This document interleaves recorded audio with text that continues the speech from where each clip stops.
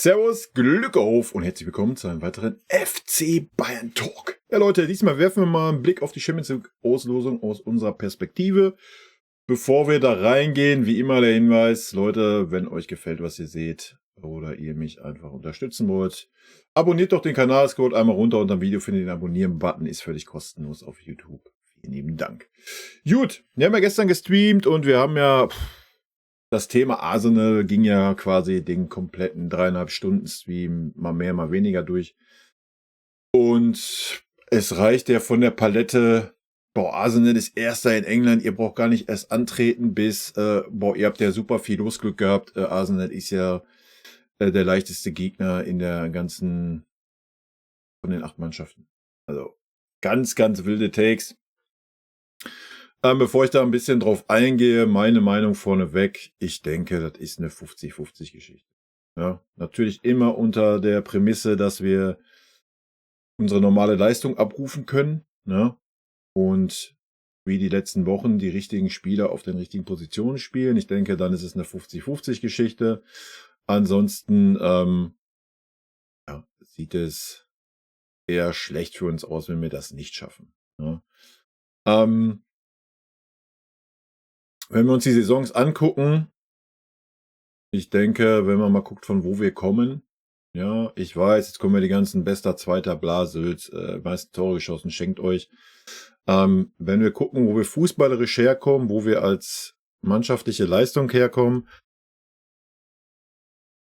was lange Zeit nicht gegeben war, jetzt erst seitdem Tuchel sein Außerkündet hat, sieht man wieder, dass eine Mannschaft auf dem Feld steht, dass sich gegenseitig angefeuert wird, abgeklatscht wird, dass kommuniziert wird. Das alles war vorher nicht gegeben. Vorher hatte man über 11 Monate den Eindruck, es sind 11 Ich-AGs auf dem Feld, mit ganz, ganz wenigen Ausnahmen.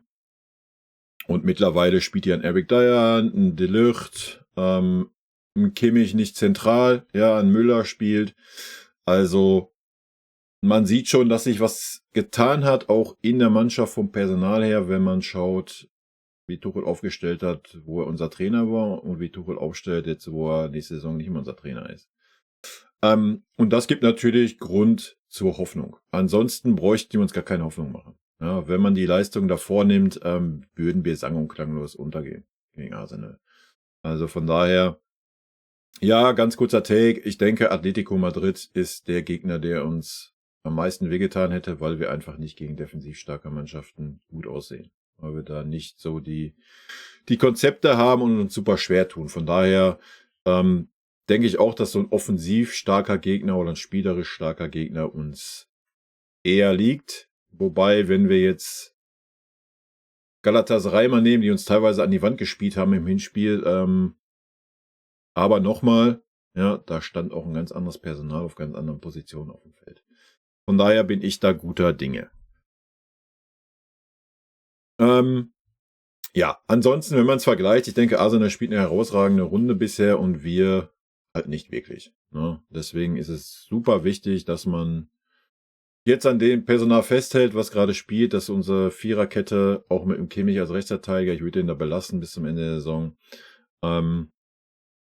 dass ich das noch ein bisschen besser einspiele, das klappt schon sehr gut, aber dass man da einfach ein bisschen Routine reinbekommt, ein bisschen automatisierte Abläufe und sowas. Ich denke, das wird super wichtig werden gegen Arsenal, dass wir eine gute Viererkette haben im guten Zusammenspiel mit dem defensiven Mittelfeld, wo ich jetzt Goretzka und Pavlovic sehe.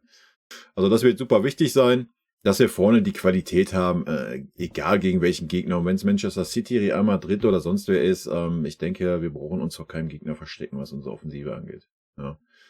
Und unsere Defensive jetzt mit De Ligt und Dyer ist wieder auf dem Weg, wo man eine gewisse Sicherheit hat und vielleicht dann auch das noch steigern kann. Das wird man sehen die kommenden Wochen. Aber natürlich müssen wir jetzt nicht irgendwie sagen, ja, na klar, Selbstläufer, wir haben super Chancen, die Champions League zu gewinnen. Nee, wenn man guckt, wo wir herkommen, ja, ich erinnere nur so 1-5 Frankfurt und sowas, 0-1 zu Hause gegen Bremen, 0-1 in Lazio, ich glaube, da müssen wir nicht anfangen, irgendwie rumzuspinnen. Ja, natürlich, wie gesagt, ich bin sehr optimistisch. Ich sehe die Chancen bei 50-50, aber ich habe mein Bauchgefühl sagt mir, dass wir weiterkommen, dass wir 2 hochinteressante Spiele sehen werden. Freue ich mich super drauf. Ist natürlich jetzt wieder diese Länderspielpause, Kacke dazwischen, das ist ein bisschen nervig. Aber da müssen auch alle Mannschaften mit klarkommen. Und dann sehen wir einfach mal, wenn nicht irgendwelche Schlüsselspieler verletzt werden bei der Nationalmannschaft, dann bin ich guter Dinge. Ja. Wichtig wird natürlich sein, dass wir bis dahin die Form bestätigen. Ja. Heute gegen Darmstadt muss man liefern, muss man einen klaren Sieg einfahren. Dann gegen Dortmund muss man liefern.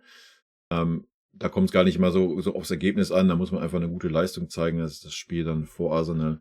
Und dann bin ich guter Dinge. Ja, wir haben natürlich eine Bärenaufgabe, weil wir auswärts keine Fans dabei haben. Auch da gehen die Meinungen super auseinander. Die einen sagen, ach, scheißegal, ob da welche sind. Ich persönlich denke schon, dass das eine Rolle spielt.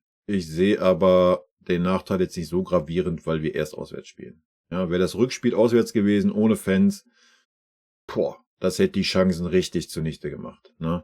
Und da muss man auch mal sagen, an diese Idioten, die irgendwelche Pyrotechnik aufs Feld gezielt schießen, alter Kopfnüsse. Ja, da muss man einfach Kopfnüsse verteilen. Ja, das sind einfach Idioten.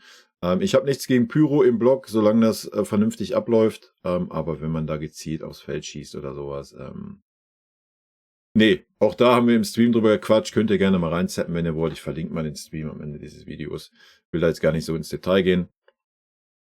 Aber von daher, wenn man diese ganzen Umstände sieht, denke ich, dass wir Chancen haben. Ja, weil wir haben diese Saison schon gezeigt, im Umschaltspiel haben wir unsere Stärken. Wenn wir Räume bekommen, haben wir unsere Stärken.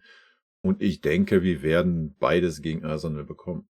Ja, wichtig wird natürlich sein, hat man auch gesehen, dass Arsenal sich schwer getan hat, dass wir defensiv gut stehen und sicher stehen und kompakt stehen, dass die ganze Mannschaft mit nach hinten arbeitet. Das wird super wichtig sein, aber das ist in jedem Viertelfinalspiel in der Champions League wichtig. Ja? Also, ja. Wie gesagt, ich persönlich sehe die Chancen bei 50-50. Mein Bauchgefühl sagt mir, es wird eine enge Kiste werden. Wir werden uns am Ende durchsetzen. Einfach auch aufgrund des Heimspiels, was wir dann haben werden. Ja, es wird halt wichtig sein, dass wir ein gutes Ergebnis im Hinspiel erzielen. Idealerweise unentschieden oder eine knappe Niederlage. Dann ist, denke ich, auch nochmal alles drin. Aber dann wird es natürlich super spannend im Rückspiel. Aber ich denke, wir können uns auf diese Spiele freuen. Ja. Und wir können auch mal einen kleinen Blick nach vorne werfen, auch wenn das nicht meine Art und Weise ist. Aber wir können uns natürlich mal die anderen Paarungen anschauen. Erstmal, es ist eine sehr gute, ein sehr gutes Viertelfinale von den Teilnehmern her. Ja, super interessante Spiele. Auch Dortmund wird Chancen gegen Atletico haben, denke ich. Auf jeden Fall mehr als wir hätten, würde ich behaupten. Ja. Was einfach mit der Spielweise zu tun hat. Real, Manchester City, ein Topspiel, Paris, FC Barcelona, ja, super Spiele. Sollten wir weiterkommen, spielen wir entweder gegen Real oder Manchester City. Ja. Auch das völlig gut. Wenn man wirklich träumen will und die Champions League gewinnen will, dann muss man jeden schlagen. Ja. Punkt. Fertig. Das muss auch der Anspruch sein. Ja.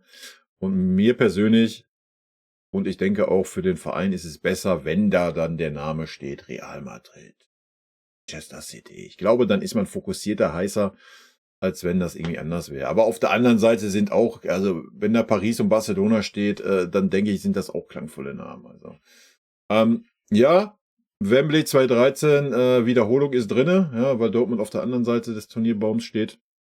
Da ein paar Worte zu. Ich gönne den Dortmundern, dass sie ins Finale kommen. Ja, wegen mir können sie da hinkommen, wenn wir da reinkommen, gönne ich denen natürlich nichts mehr. Aber ansonsten ist Dortmund alles gegönnt in der Champions League. Ja, ich weiß nicht, wie manche Leute sagen können, so, ach ja, schade, dass wir nicht gegen Dortmund spielen, dann wären wir sicher weiter gewesen, bla bla bla bla. Fühle ich persönlich nicht. Ja, wenn man sich mal ein bisschen damit auseinandersetzt, von wegen 5-Jahreswertung, 5. Platz in der Champions League nächstes Jahr. Das heißt, man muss einer von den 2 besten Nationen sein. Da sind wir aktuell Zweiter, ja, aber England ist ganz knapp dahinter, die noch mehr Teams international da haben wie wir. Und so weiter und so fort, ja. Also da muss man einfach mal ein bisschen an den deutschen Fußball denken. Ja. Und ja, ich tue das, hab da, wie gesagt, früher war das auch mal anders bei mir, aber mittlerweile alles gut. Ich gönne jeder deutschen Mannschaft alles, solange sie nicht gegen uns spielt. Ja. Ist natürlich nur ein Hirngespinst. Ja, ich denke, beide Mannschaften, sowohl Dortmund als auch Bayern, sind auf ihrer Hälfte im Turnierbaum definitiv nicht der Favorit. Ich denke, da sind wir uns alle einig. Allerdings in den Spielen entscheiden so viele Kleinigkeiten. Ja. Eine Schiedsrichterentscheidung, eine Tagesform, ein verletzter Spieler. Also da entscheiden so viele Kleinigkeiten die Spiele, dass immer alles möglich ist für diese besten 8 Mannschaften in Europa. Ja. Und es gibt auch keine, wo ich gerade sage, wow, das ist die absolute Übermannschaft, da hast du gar keine Chance gegen. Das sehe ich persönlich nicht. Ja, ich weiß, viele sehen das so in Manchester City. Leute, ich glaube noch nicht mal, dass die unbedingt weiterkommen gegen Real Madrid. Das ist eine ganz abgewichste Mannschaft. Wird ein sehr interessantes Spiel werden, denke ich. Auf jeden Fall mal wieder ein Spiel, was ich persönlich mir anschauen werde, wenn es nicht zeitgleich stattfindet. Ja, das ist mein zusammengefasster Take mal zu der Champions League Auslosung. Ja, ich freue mich auf die Arsenal-Spiele. Ich denke, das werden super interessante Spiele mit vielen Toren auf beiden Seiten.